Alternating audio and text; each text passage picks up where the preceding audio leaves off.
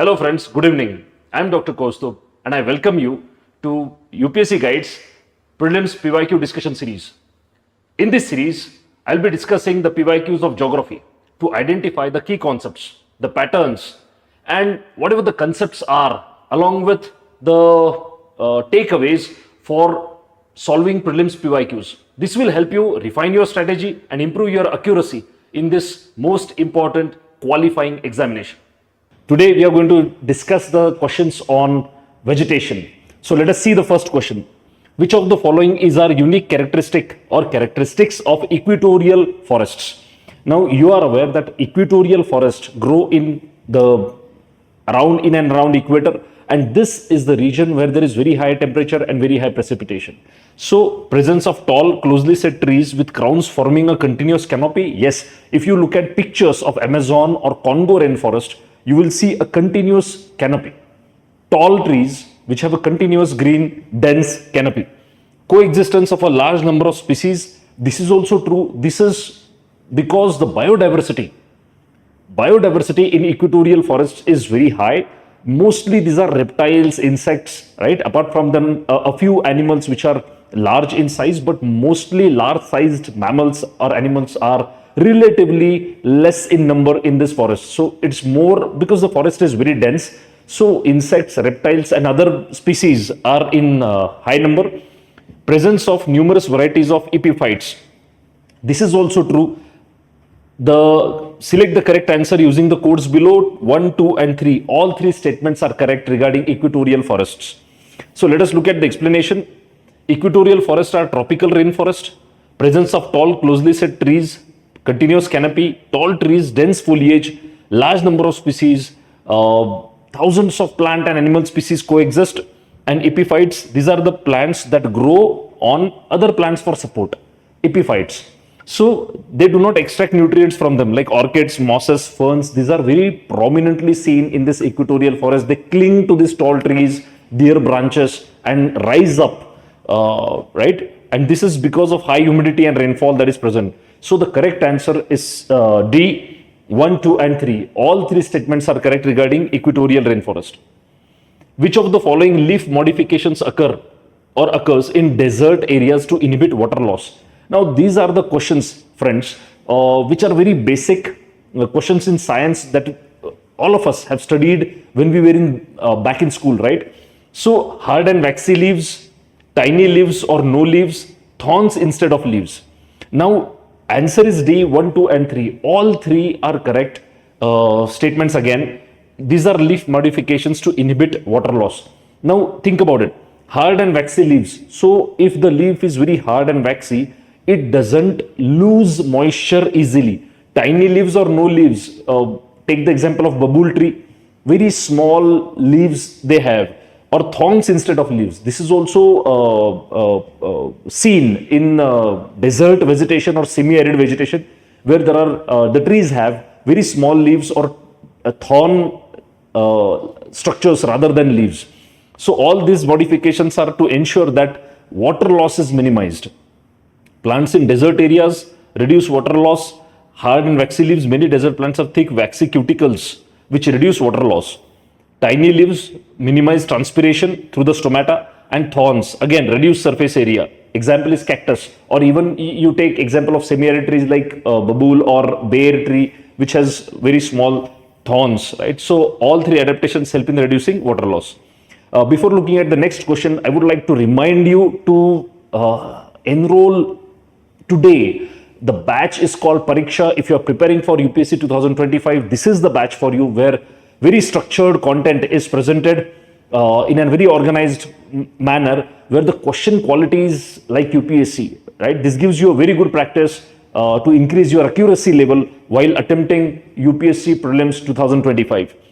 This batch has started. There is detailed discussion, right, on questions. So enroll now.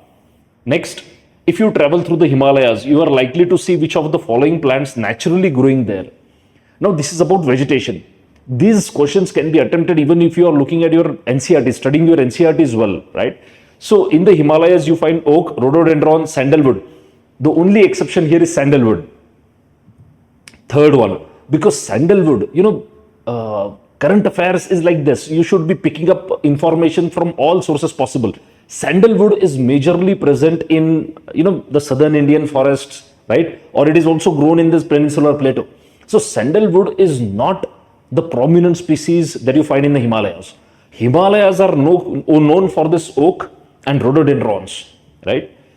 These rhododendrons give rise to very colorful landscape in the Himalayas. So oak found in temperate regions of Himalaya, 1000 to 3000 meters, especially the western Himalaya. Rhododendrons, Himalayan region, temperate and alpine forest. Uttarakhand and Sikkim, very prominent. The valley of flowers, right? Majorly. Sandalwood, it is found in southern parts of India, Karnataka, Tamil Nadu, Kerala and Andhra, not in the Himalayas. So only oak and rhododendron are the correct answer. So option A, 1 and 2 only. Next, which of the following have coral reefs? Again, this is very important area from the perspective of UPSC Prelims. Coral reefs. So the presence of coral reefs, Andaman and Nicobar, yes. Gulf of Kutch, Mannar and Sundarbans. Sundarbans is not the area because Sundarbans, it's a delta. You have mangroves there. But coral reefs, if you have read your content well, you will understand that coral reefs do not grow where there is fresh water. They require salinity. So generally where freshwater rivers meet the sea, coral reefs are absent. So Sundarbans cannot be the answer. But 1, 2 and 3, yes, these are the areas where coral reefs can be found. So explanation, coral reefs thrive in warm, shallow, clear waters, low sedimentation. Andaman Nicobar, fringing coral reefs are found in Andaman and Nicobar. People go for scuba diving and so on. Gulf of Kutch, that is Gujarat, fringing reefs are present there also. Gulf of Mannar near Tamil Nadu, it is also famous for these coral reefs. But Sundarbans in West Bengal, high sedimentation, mangrove dominance and freshwater influx. So that is not the place where you get coral reefs. So correct answer is A, 1, 2 and 3. Let us look at the next question.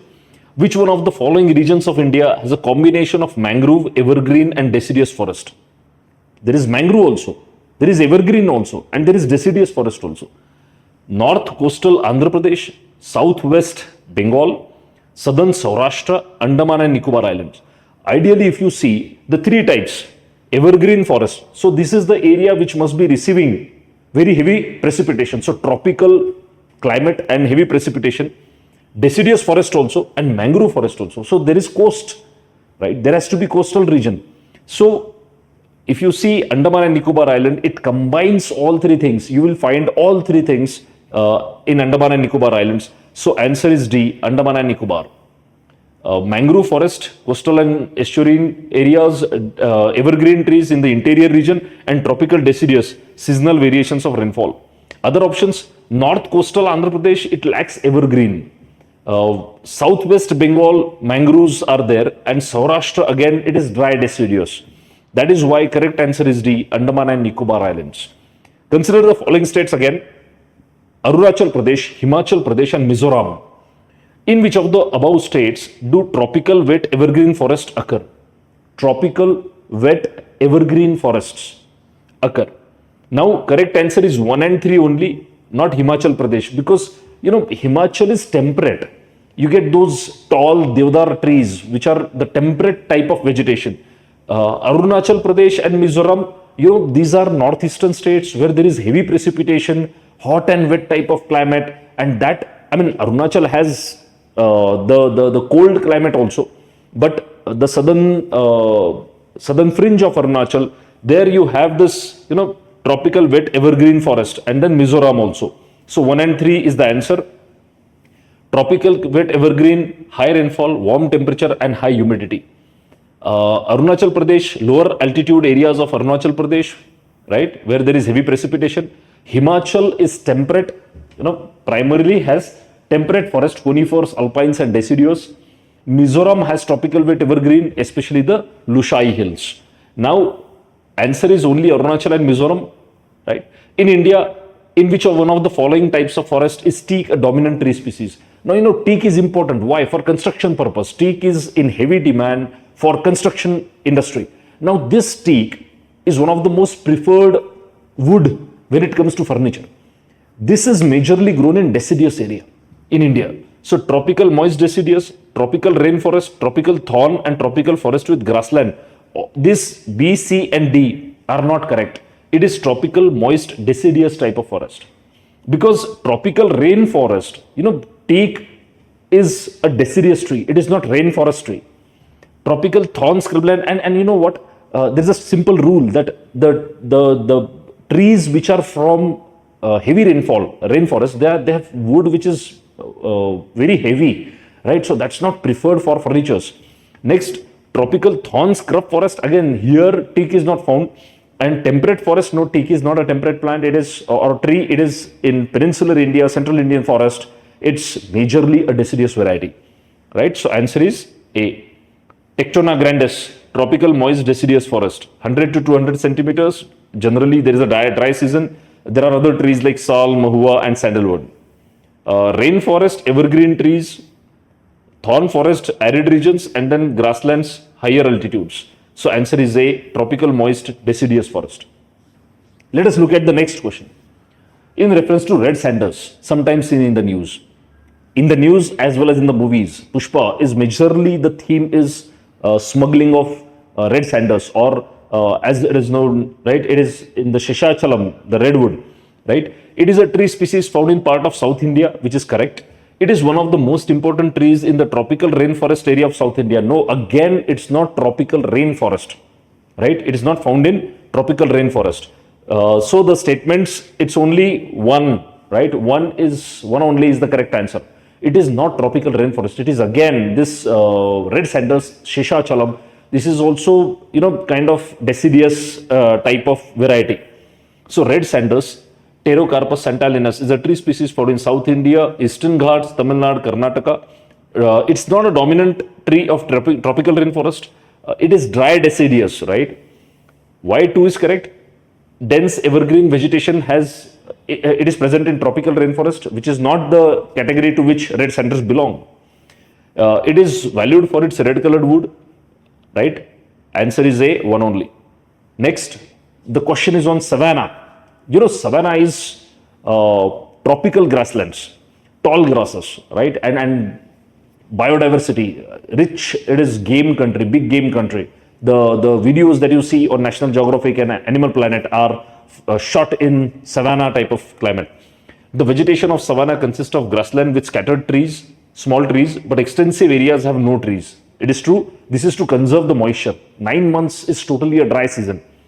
The forest development in such areas is generally kept in check by one or more or a combination of some conditions, right? Forest is kept in check. So you have trees which are short and they are scattered, and you have tall grasses. So why dense trees or forest development is not taking place? There are certain factors which limit the growth of forest. Which of the following are such conditions? Burrowing animals and termites? No, why should burrowing animals stop the forest from growing? So one is not a correct factor. Fire, yes, it's a 9th month dry. It's predominantly a dry area. Only 2 or 3 months they get precipitation. That also is not very heavy sort of precipitation, right? Moderate precipitation. So fire is possibility. Grazing herbivores, yes. Already the rainfall is a bit less. Vegetation is limited, and then a lot of grazing occurs. Seasonal precipitation, yes, water is one of the major limiting factors of growth of forest in savanna. And soil properties, not at all, because savanna is grassland, tropical grassland. You take any grassland, grasses lead to capillary action through which nutrients are brought to the surface of the soil. So the soils in grasslands are generally fertile. So soil properties are not a limiting factor. It is water predominantly, fire and grazing. So correct answer, choosing the codes 2, 3 and 4. C is the answer. So 2, fire, 3 and 4, right? That is what we discussed. So look at the explanation. Savanna vegetation, grasslands with scattered trees. Burrowing animals is not the answer, right? Fire, yes. They destroy the young tree saplings. Herbivores, again, they eat tree saplings, preventing forest expansion. Seasonal rainfall, yeah, because there is a distinct dry, distinct wet season. Short wet season supports grasses, but it is not sufficient for growth of trees.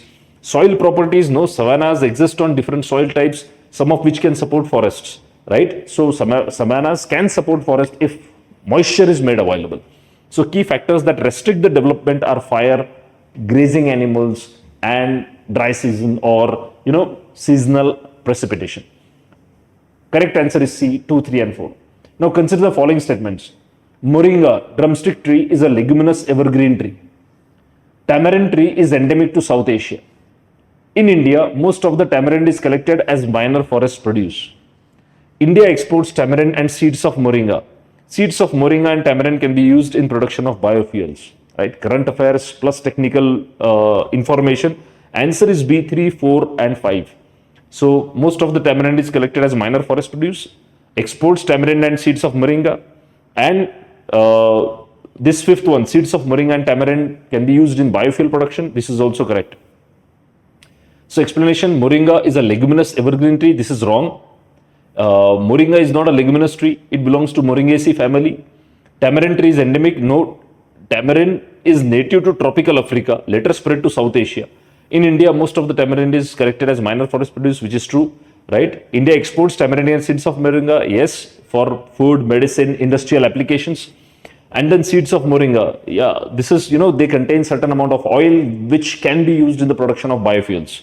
So answer is B, 3, 4, and 5. So friends, here we have completed our discussion on natural vegetation. I hope you have enjoyed it. It has helped in your preparation. We'll continue with such videos. Keep studying, keep watching. Thank you.